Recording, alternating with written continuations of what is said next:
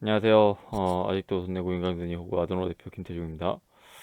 오늘은 다시 2020년도 생활 스포츠 조사 2급 운동역학 6번 문제부터 풀어보도록 하겠습니다. 항상 구독과 좋아요 부탁드리겠고요.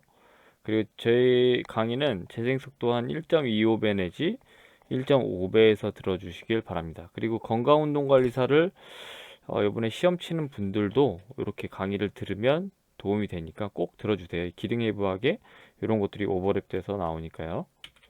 자, 6번부터 한번 풀겠습니다. 어제 5번까지 했고, 자, 신체 관절의 이 움직임 자유도에 관한 설명으로 옳은 것은 절구 관절은 움직임 자유도는 3이다. 타원 관절은 3이다. 경적 관절은 2다. 중세 관절은 1이다. 2다. 이것도 한 1분 안에 풀 수 있게끔 제가 알려드리겠습니다. 우선 움직임 자유도에 대한 설명은 이런 거예요. 그래서 어깨 관절은 이렇게 팔을 앞으로 나란히 혹은 뒤로 나란히 이렇게 굽힘과 펴이 있고, 옆으로 나란히 옆으로 모으기, 외전과 내전, 그 다음에 회전, 외회전, 내회전이 있습니다. 그래서 이렇게 그죠? 회전이 있고 외전, 내전, 굽힘, 펴이 있습니다. 그래서 이렇게 세 가지 축을 이룬다 그래서 얘네들은 관절 자유도를 3이라고 표시를 하고, 손목 같은 경우는 이렇게 굽힘과 펴 그리고 이 디베이션이라고 얘기하거든요. 디베이션, 데비에이션이라고도 하고 편이라고 합니다. 이걸 엄지손가락 쪽은 요골편이, 새끼손가락 쪽은 척골편이 이런 표현을 씁니다. 그래서 굴곡, 편이 이 두 가지의 이 축에 따라서 움직인다. 그래서 자유도가 손목의 자유도는 2, 그리고 팔꿈치는 굽혔다 폈다만 할 수 있어서 이런 자유도가 1이라고 얘기를 합니다. 그래서 아직도 이걸 해도 모르겠다 싶은 사람들은 이렇게 생각을 해주시면 돼요. 만약에 이 팔꿈치예요. 팔꿈치가 굽혔다 폈다를 하면 이 화살표가 두 개죠. 이거는 한 개라고 외워주시면 됩니다. 그럼 이번엔 어깨 관절은 화살표가 하나, 둘, 셋, 넷, 다섯, 여섯. 그러니까 세 개. 6 나누기 2. 그리고 중세 관절이라고 해서 이 경추 2번이 이렇게 댄스라고 해서 툭 튀어나온 게 있고, 이게 경추 1번입니다. 그래서 중세 관절은 화살표가 하나, 두 개. 그래서 회전밖에 못하는 거예요. 경추 2번, 1번 관절은. 얘는 자유도가 1. 그리고 이 평면 관절은 몇 개야? 하나, 둘, 셋, 넷. 자유도가 2. 이렇게 있다. 그래서 새들 조인트라고 해서 안장 관절이라고 하거든요. 안장 관절. 하나, 둘, 셋, 넷. 자유도가 2. 이런 식으로 외워주면 됩니다. 그래서 볼앤 소켓 조인트는 보통 어깨 관절만 있는 게 아니고 고관절도 있기 때문에 자유도가 3입니다. 타원 관절은 아까처럼 이 손목 있죠? 손목. 이 손목 관절이 타원 관절인데 이 자유도가 2. 그리고 경착 관절은 팔꿈치랑 무릎 같은 거. 자유도가 몇 개? 굽힘과 편 두 개니까 한 개. 그죠? 중세 관절 아까 말했듯이 여기 축추돌기라고 해서 경추 2번과 1번의 관절인데 관절은 자유도는 1이다라는 거. 그래서 이것도 알면은 금방 풀 수 있는 문제니까 이렇게 좀 생각을 해줘서 외워주셔야 될 것 같습니다. 그래서 답은 볼앤 소켓 조인트는 자유도가 3이다라는 거. 자, 이번에는 이 삼종지레에 관한 설명으로 옳지 않은 것은, 삼종지레는 뭐죠? 삼종지레는 이렇게 제가 밑에 그려놨습니다.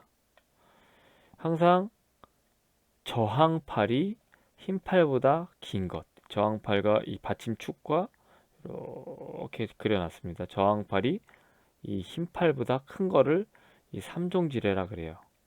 그래서 흔히 말해서 여기 예를 들면 삼종지레는 이렇게 돼 있는데, 내가 여기가 축, 힘, 이 부하, 그러니까 저항입니다. 축부터 저항까지의 거리가 길고 축부터 힘까지의 거리가 짧습니다. 무조건. 그래서 엄청나게 힘을 많이 필요로 하는 역학적 효율이 낮은 지뢰를 삼종 지뢰라고 합니다. 그래서 오히려 역학적 효율이 낮기 때문에 근육을 키우는 데는 효과적이다 라고 보시면 됩니다. 다시, 역학적 효율이 기계적 역학적 효율이 낮다 대신에 그랬기 때문에 힘을 키우는 데는 좋다 이런 얘기입니다. 아무튼 뭐 이렇게 보면 항상 저항팔이 길어요. 3종질에는 흰팔보다. 2종질에는 반대로 이 흰팔이 그 저항팔보다 무조건 길어요. 2종질에는 뭐라고? 만약에 이건 3종질이고 2종질에는 이렇게 바뀝니다. 이렇게. 그죠? 그래서 흰팔이 무조건 크기 때문에 무조건 무게를 쉽게 드는 것들이 이종질이에요. 그래서 예를 들어서 이제 무거운 무게를 일하는데 들어야 돼. 운동하는 게 아니고. 근데 빨리 들고 빨리 많이 움직여야 돼. 그럴 때는 이종지뢰를 이용하는 게 훨씬 더 좋겠죠. 근데 아무튼 삼종지뢰는 이렇다라는 거. 그래서 팔꿈치를 굽히는 동작은 삼종지뢰의 특징에 어떻게 한다? 맞다라는 거고. 그리고 받침점을 기준으로 저항점의 위치가 힘점의 위치보다 더 멀다. 맞죠? 저항팔이 무조건 긴 거. 그리고 관절의 평형 상태를 유지하기 위해서는 저항력보다 더 큰 근력이 요구된다. 맞죠? 왜냐면 저항팔이 항상 길단 말이야. 그러면 저항팔을 이렇게 동일하게 만들어 줘야지만 평형을 유지할 수 있는 거야. 저항팔보다. 그러니까 더 저항력보다 더 큰 근력이 요구된다는 거야. 얘보다 더 얘가 항상 기니까 얘가 여기까지 와줘야지만 이 평형 상태를 유지할 수 있는 이 그지 같은 지뢰입니다. 기계적 확대율은 1보다 작다입니다. 왜냐하면 기계적 확대율이라고 얘기하는 거는 mechanical advantage라는 표현을 씁니다. mechanical advantage. 기계적 장점이야. 내가 예를 들어서 여기가 축이 있고 여기가 무게고 여기가 힘이에요. 항상 힘팔이 이렇게 보면 길죠. 무게를 대는 팔보다 저항팔보다 그러니까 훨씬 무거운 거를 쉽게 들 수 있는 게 이런 것들을 의미합니다. 그래서 이런 것들이 항상 이 저항팔보다 힘팔이 항상 크기 때문에 1이 항상 기계적 장점이 1보다 높습니다. 하지만 이런 것들 3종지뢰 같은 경우는 아까 말했듯이 무게를 더 무겁게 들어야 되는 거기 때문에 기계적 이득은 항상 1보다 미만이다라는 거. 그래서 이런 부분 때문에 4번이 답이 됩니다. 1종지뢰는 기계적 효율이 3종지뢰보다는 어때? 높죠. 3종지뢰보다는 기계적 효율이 높고 하지만 2종지뢰보다는 적죠. 2종지뢰가 짱이야 기계적 효율은. 그래서 카프레이즈 같은 거 여기 두 번째 중족골이랑 엄지발가락의 이 관절이 축이 되고요. 이제 무게는 여기 딱 실리고 부하는 여기 실립니다. 항상 흰팔이 길죠. 항상 흰팔이 요 저항팔보다 길기 때문에 무조건 이렇게 쉽게. 그래서 카프레이즈 하면 더 많이 드는 거예요, 무게를. 오케이? 그러니까 내가 종아리가 좀 얇아도 이게 더 많은 무게를 줄 수 있는 게 카프레이즈다라는 거. 이게 이종지뢰이기 때문에 그래요. 그래서 일종지뢰 얘는 뭐 이런 것들 있다라는 거. 뭐 2021년도 문제도 이렇게 다 들어 있습니다. 자, 그래서 답은 4번이다. 1보다 크지 않다가 답이죠. 자, 이번엔 8번. 근전도 신호에 관한 설명으로 옳은 것은? 이것도 2021년도에 근전도의 문제에 잠깐 다뤘었어요. 그래서 근전도란 골격근에서 발생하는 정기적 신호를 측정하고 기록하는 기술이다. 뭐 이런 얘기예요. 그냥 근전도는. 그래서 예를 들어서 근전도가 이렇게 앰플리튜드라는 게 진폭이거든요. 우리나라 말로는. 근전도를 딱 측정하면 막 이렇게 왔다 갔다 해요. 그럼 보면은 여기는 플러스, 그죠? 여긴 마이너스. 그래서 마이너스로도 왔다 갔다 하고 플러스로도 왔다 갔다 해요. 이 진폭이. 이게 근전도야. 흔히 말해서. 그러면 양과 음의 값을 모두 가지고 있죠. 답은 1번이야 우선은. 옳은 것이니까. 그럼 신호의 분석을 통해 관절 각도를 측정할 수 있다? 관절의 각도를 어떻게 측정해? 말 그대로 이 신경 신호에 대한 전기 자극을 측정하는 건데 당연히 얘는 안 되죠. 그래서 우선 요거 두 개는 이따가 다시 설명할게요. 아무튼 뭐 이 근전도를 기점으로 요걸 좀 얘기할게요. 이게 헤네만의 크기 원리라 그래서 뭐 운동을 가르치는 사람들은 굉장히 중요합니다. 헤네만의 프린스플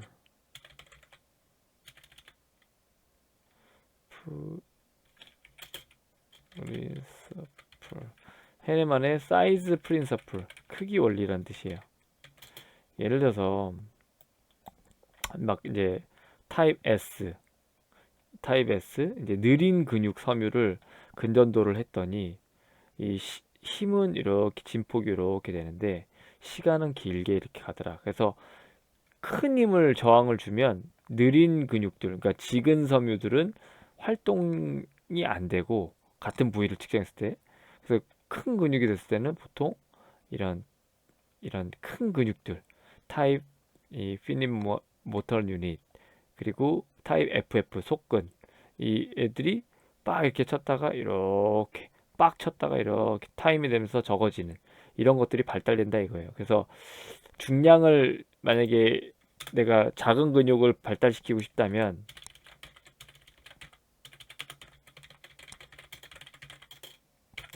그러면 근전도의 원리에 따라서 어떻게 해야 돼? 부하를 적게 오래 이렇게 트레이닝을 시켜야 된다라는 부분을 알고 계시면 좀 좋을 것 같습니다. 우선 생체 문제니까. 자, 아무튼 뭐 이렇게 해서 그럼 이제 측정 시간을 곱한 값을 뭐 선형 포락선이라고 한다. 측정 시간을 곱한 값을 선형 포락선이라고 하지 않고 선형 포락선은 이런 얘기예요. 근전도가 막 이렇게 왔다 갔다 하잖아요. 그죠? 아까처럼 왔다 갔다 하는데 여기 보면 6Hz 정도의 차단 주파수로 로우 패스 필터를 하게 되면 근육 활동 추이를 단순화할 수 있다. 그래서 6Hz 정도로 이렇게 얘들을 단순화시키는 거야. 너무 진폭이 큰 것도 6Hz로 이렇게 하면 좀 단조로운, 여기도 너무 깊게 가지 않게 이만큼 6Hz에서 왔다 갔다 할 수 있게끔 하면 이렇게 좀 보기 쉽게 만들 수 있는 것을 선형 포락선이라고 합니다. 그래서 이건 측정 시간을 곱한 것을 선형 포락선이라고 하지 않고 6Hz로 이렇게 어떻게 한 거다? 이렇게 좀 단순화시킨 거를 이 선형 포락선이라고 한다. 그리고 진폭과 근력과의 관계는 근육의 수축 형태와 상관이 없다. 아까 얘기했죠. 근육의 수축 형태와 상관이 있죠. 얘가 예를 들어서 속근이 할 때는 이 진폭이 커지고 지근이 할 때는 진폭이 이렇게 작아지고 그래서 당연히 근력의 관계는 근육의 수축 형태와 상관이 있다라는 얘기가 됩니다. 그래서 답은 아무튼 양과 음의 값을 모두 가지고 있다가 1번입니다. 선형 포락선이 뭔지 한번 말씀드려봅니다. 자, 그리고 9번 문제. 이것도 뭐 너무 쉬운 문제입니다. 근데 이거를 쉬운데 사실 이게 뭐야 운동역학을 풀다 보면 생활 스포츠 도서는 약간 중학교 물리 문제 그런 것들이 좀 많이 나옵니다. 그래서 이거 뭐 그래프만 보면 사실 상식적으로 보면 그냥 풀 수 있습니다. 근데 이런 걸로 나오면은 체육하는 친구들은 이렇게 벌벌 떨어. 벌벌 떨 필요가 없고 그냥 잘 생각해 보세요. 우선 풀어보겠습니다. 자, 우선 속도래, 속도. 속도가 11. 계속 속도 11을 유지하고 있대요. 시간은 3초, 4초, 5초, 6초, 7초에 지나가도 계속 속도 11을 유지하고 있는 거야. 그럼 나 구간은 정지한 상태 아니에요. 속도 11을 내고 있는, 가고 있는 상태잖아. 그 정지한 상태는 땡, 그죠? 그리고 가 구간의 가속도는 증가한다. 가 구간의 가속도는 바바바바바바 뭔가 이렇게 올라가니까 증가해 보여. 그죠? 그리고 나 구간의 가속도는 1m/s다. 나 구간의 가속도는 1m/s다. 그리고 가 구간의 가속도가 나 구간의 가속도보다 크다. 딱 봤을 때 나는 3번이 답인 것 같아. 근데 우선 이거 풀어볼게요. 이것도 답인 것 같아. 1번도 찍을 거면 가속도는 증가하는 것 같아. 이 그래프가. 그죠? 그러면 이거를 가속도에 대한 얘기를 이거 2021년도에도 나왔던 문제입니다. 가속도 운동이란 이런 그래프가 가속도 운동입니다. 아까 스피드, 시간 이렇게 되는 것들을 가속도 운동. 지금 얘는 가속도 운동을 하고 있는 건 아니죠. 나는. 그래서 가속도 구하는 공식은 아까 2021년도에도 똑같이 이걸 써먹었습니다. 만약에 0에서 500m per 10초가 걸렸대. 500m 가는데. 그러면 이렇게 되는 거. 뒤에 있는 놈에서 얘를 빼는 거야. 우선 500m, 0에서 500m, 500m에서 0을 빼. 500이죠. 그죠? 500. 그리고 10초에서 0을 빼. 그럼 10이죠. 그럼 500 나누기 10은 50. 그래서 평균 가속도는 50m/s 제곱이다. 라고 얘기를 하는 거예요. 그럼 이제 자, 이것도 볼게요. 그래프였어, 아까. 그 1초일 때는 7m로 속도를 내고 2초가 도달했을 때는 9m/s로 속도를 내고 3초를 했을 때는 3초 때는 11m/s로 속도를 내고 있었어. 그러면 3에서 2, 그러니까 이 구간 문제가 이거였죠. 가 구간의 가속도는 증가한다. 이 문제를 푸는 거예요. 자, 그러면은 3에서 2로 갔을 때, 그죠? 3에서 2, 그리고 속도는 11에서 9, 2거든요. 2, 그죠? 평균 가속도는 2예요. 그럼 이번에는 이 구간, 2에서 1, 1, 그죠? 그리고 9에서 7로 떨어졌으니까 이것도 2야. 그리고 여기서는 1에서 0으로 갔을 때는 1, 0, 그리고 7, 5, 그죠? 그럼 2야. 다 어때? 가속도가 2m죠. 그래서 2m가 같이 가속도가 증가하는 게 아니고 어때? 가속도가 계속 동일하다라는 얘기를 씁니다. 그럼 나 구간의 가속도는 몇이야? 잘 봐. 7. 7에서 6초 동안 1초는 지났지만 속도는 똑같죠. 11 빼기 11, 0이죠. 뭐 또 6에서 5를 빼면 1이지만 또 11에서 11, 0이죠. 그러니까 얘네의 가속도는 몇이야? 0이 들어가면 다 0이지. 얘는 가속도가 0m/s입니다. 0. 그래서 가속도가 없다는 얘기야, 얘는. 이 나 구간은. 오케이? 그리고 나 구간은 정지한 상태가 아니니까. 그러니까 당연히 근데 여기 가 구간의 가속도는 몇이었어? 아까 2였죠. 2. 이렇게 계산하는 거. 그죠? 2였어. 그리고 나 구간의 가속도는 0이었어. 그러니까 가 구간의 가속도는 나 구간보다 크다. 이런 얘기입니다. 그래서 가속도 구하는 공식 이렇게 아까 뒤에 있던 놈에서 여기를 빼면 돼요. 속도, 시간. 속도, 시간. 오케이? 이것도 2021년도 문제도 나왔고 이거 아마 전에 문제도 나왔을 거예요. 근데 이거 건강운동관리사도 나옵니다. 그래서 좀 잘 유심히 봐주면 한 1분 안에 풉니다. 그래서 1분도 뭐야. 그래서 아무튼 이런 그래프가 나오면 쫄지 마시고 한번 잘 보시기 바랍니다. 그래서 답은 몇 번?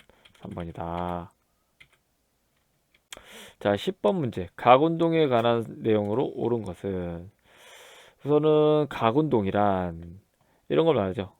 회전운동, 각운동. 이게 각운동이에요. 흔히 말해서. 그래서 각운동은 다 회전운동을 의미해요. 쉽게 말하면. 그러면 이제 반지 뭐 이런 얘기죠. 선속도, 접선 속도는 반지름의 각속도는 각속도 단위는 도이다. 이렇게 써 있어요. 선속도란 얘기는 이거예요. 만약에 이렇게 각운동을 하는데 여기서 이렇게 가는 거 있죠. 그래서 지금 이렇게 가고 있어. 레그 익스텐션을 여기서 쳐서 이렇게 가고 있다고. 이걸 선속도라고 하는데 이 선속도는 단위가 이봐 도가 아니고 뭐라 그래? 선속도의 이 여기 이렇게 W 선속도의 이 단위는 이 오메가라고 얘기를 합니다. 오메가. 그래서 우선은 용어 문제예요, 용어. 그래서 단위는 뭐다? 오메가다. W. 그리고 반지름의 크기가 커지면 1라디안의 크기가 커진다. 라디안이란 그죠? 라디안이란 그냥 각도의 단위를 의미해요. 라디우스는 여기 라디우스는 이렇게 반지름을 의미해요. 이것도 두 개만 외우면 돼. 그냥 스포츠 사회학, 뭐 스포츠 심리학보다 훨씬 쉬워요. 이게 외우는 시간도 초등학생들이 외우는 게 역학이 훨씬 빠르다고 이해하면 될 것 같아. 그래서 아무튼 라디안은 그럼 반지름이 커지면 라디안의 크기가 커져요. 봐봐. 반지름이 작은 이렇게 원이야. 이렇게 반지름이 얘는 더 크죠. 이렇게 반지름의 크기는 상관이 없어요. 이 라디안 각도 크기랑. 오케이? 그래서 이거는 상관이 없어. 그러면은 이 라디안이 커지려면 이 각도가 커지려면 뭐가 커져야 돼? 요거 이 반지름과 얘 요거 있죠. 요게 요만큼 왔어. 반지름은 여기인데 선의 길이가 그죠? 호의 길이가 커질수록 어떤 게 차이나? 라디안의 크기가 커지는 거죠. 그러니까 이 선에 대한 호에 대한 크기가 회전 반경이 아니고 호가 커지면 라디안이 커지는 거다라는 거. 그래서 라디안은 또 구해볼게요. 라디안은 반지름의 호의 길이의 비율로 반지름과 호의 길이의 비율로 계산한다. 이거 맞죠? 그래서 반지름과 호가 예를 들어 반지름이 1이고 호가 1.5였어. 그리고 하나는 반지름이 1이고 여기에 1.2였어. 아까는 1.5, 하나는 1.2. 뭐가 더 클 것 같아? 이렇게 1.2, 1.5. 뭐가 더 각도가 커? 여기 더 멀리 있는 쪽이 그 호가 이게 뭐야? 각도가 크잖아. 멀리 있는 쪽이. 그죠? 이 마우스 태그 잘 보이나요? 반지름과 호의 길이가 1.5, 여기 S 있는 데가 1.5라고 칠게요. 그럼 요렇게와 요렇게 각도가 이만큼 되겠죠. 근데 1.2야. 한 요 정도. 그죠? 여기서부터 1.2 여기. 각도가 좀 작죠. 아까 여기보다는. 그래서 아무튼 호의 길이와 반지름으로 계산하는 건 맞죠. 그 360도는 2 라디안이다. 이 말은 뭐냐면 360도면 이렇게 한 바퀴 돈 거잖아.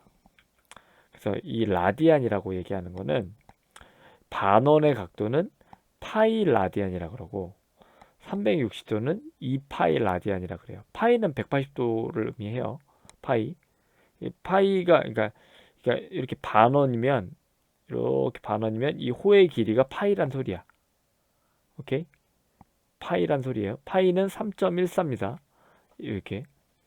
아무튼 뭐 이렇다라는 얘기야. 그러면 결국은 360도는 그냥 2 라디안이 아니고 2 파이 라디안이다. 이 파이가 180도의 호 길이를 의미하니까.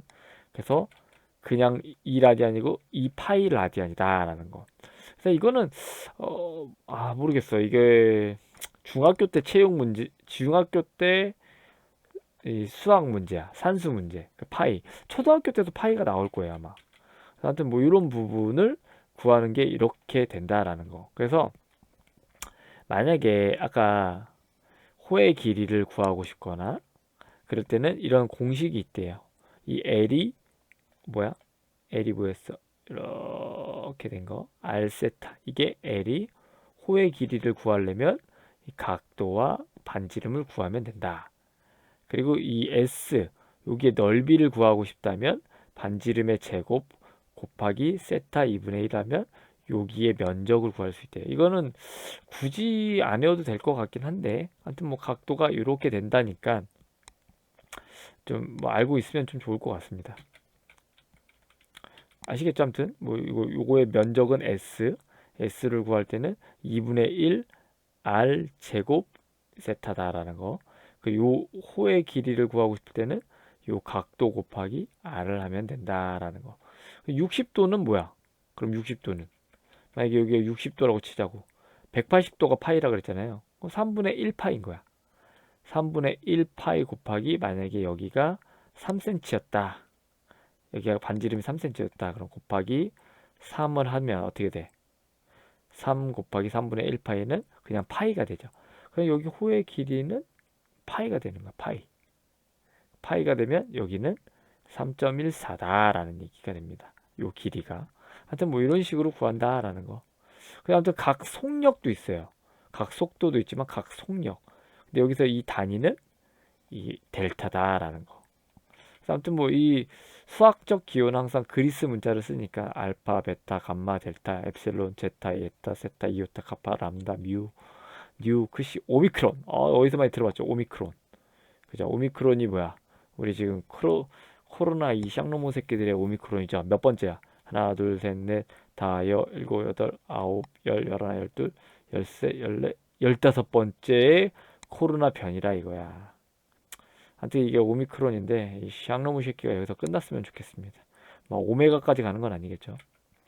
하여튼 그래서 답은 어려운 문제 같이 보이지만 이 중학교 혹은 초등학교 이 산수 수학 문제였습니다. 용어 문제예요, 용어 문제. 그래서 답은 3번이다라는 거. 자, 어렵지 않죠? 자, 오늘도 이렇게 5문제를 풀어봤는데요. 강의하다가 만약에 혹시나 이해가 안 가거나 그러면 댓글로 남겨주세요.